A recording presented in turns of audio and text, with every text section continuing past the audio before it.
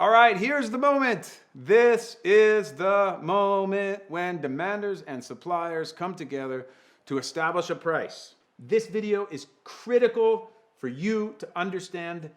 Like, you got to know this diagram cold. And I'm going to tell you, there's a little device that I use. It's called the rule of 11, which is just a silly, stupid way of counting up the elements in the diagram. But we're going to build it together slowly, slowly. You can't get this wrong. All of the diagrams in microeconomics start with this diagram. So think of it this way. Economics is human behavior, right? And the story must begin somewhere. As you go through the rest of this course, you're going to see that events are going to happen. There are going to be taxes. There are going to be subsidies. There are going to be price controls. There are going to be market failures. But the beginning of the story is right here. The beginning of the story is right here. And the beginning of the story is the basic demand and supply diagram. Okay, so how do we draw it? Okay, first of all, you might want to draw this along with me, okay? We're going to have a vertical axis and a horizontal axis. The vertical axis is going to have a price and a currency. By default, just go ahead and put the dollar sign because it's the most often used currency in the world and also in economics. You're going to have an origin of 0. You're going to have the quantity of whatever product you are selling. So we're going to talk about product X. Could be anything. Gasoline, right?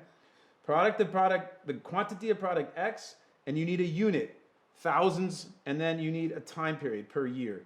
If this were gasoline, this would say quantity of gasoline, and you want to say 1,000 liters of gasoline or gallons of gasoline.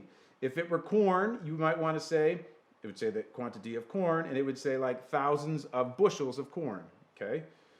And then, of course, you're going to have a title, the market for whatever product. That is the basic idea. That's the vertical axis, the horizontal axis, okay? But what about the lines themselves? Okay, well, you are going to have of course, a demand curve that's going to be downward sloping, like that.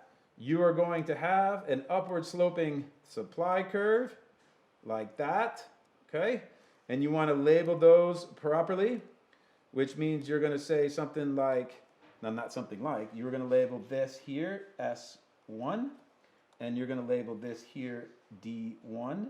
Why the 1? Because one of these are going to shift at some point, and as a result of that, you always want to have 1 because the second one's going to be, of course, you know it, 2. Okay? Then what happened? Hey, check it.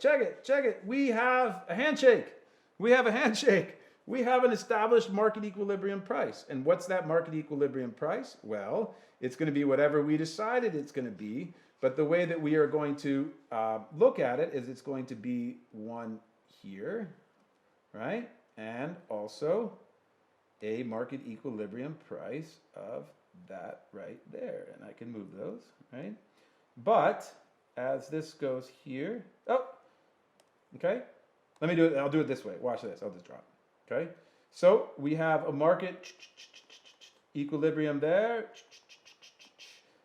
and as a result, we have a new price P1 quantity combination. Okay. That is the supply and demand diagram, or the microeconomic demand and supply diagram. It doesn't matter if you say demand and supply. Most economists say demand and supply because you learn about demand first. Most people in the outside world say supply and demand. It doesn't matter, okay?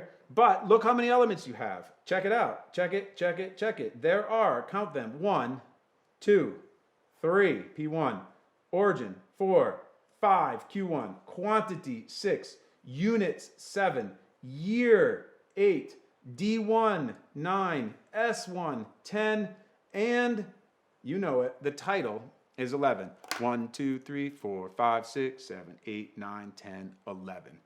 That, my friends, is the microeconomic rule of 11. Never forget it. Never let it go away. Practice. Because, as I mentioned to you, this diagram right here never ever goes away. It is the beginning of all economic stories. There is this diagram and an event. The event might be a tax, a subsidy, price control, as I mentioned earlier. Okay, you got to know this diagram. So let's clean it up a little bit, and there you have it. Okay, the rule of 11. Let's count them up again, just so that we're clear. This time we'll do a nice little highlight around them. Okay, what is price? 1. Let's go green. 1. 2, 3, P1, 0, Q1. I stopped to count. 1, 2, 3, 4, 5, quantity, 6, unit, 7, time frame, 8, D1, 9, S1, 10, and the title, and you have the microeconomic rule of 11. Study this, study this, study this, learn this, and here's the best advice I can give you. And I'm going to just ask you to follow this advice, maybe even over the advice of your textbook, and maybe even over the advice of your teacher.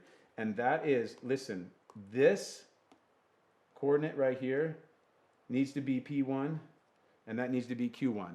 The actual subscript doesn't matter. A lot of times you'll see is PE for equilibrium, or QE is equilibrium. But when you start counting things, you start going like 1, 2, 3, 4. You don't start with the letter E. E, 1, 2, 3. No. So you're going to have to build analysis out of this. You're going to have to know what was first. And as these diagrams get more complicated, you're going to see, you might get confused, like where was the original equilibrium price and where was the old equilibrium price? Well, if you just get in the habit of P1, Q1, P1, Q1, P1, Q1, then when you have P2, Q2, and P3, Q3, you'll know where the story began because you always start counting with the number 1, okay? This is the most important maybe video so far this entire course. Practice this over and over and over again. You can't mess this up. It's really easy. But if you just remember, I got to get to 11 elements. 1, 2, 3, 4, 5, 6, 7, 8, 9, 10, 11, and you're good to go. All right, there you have it.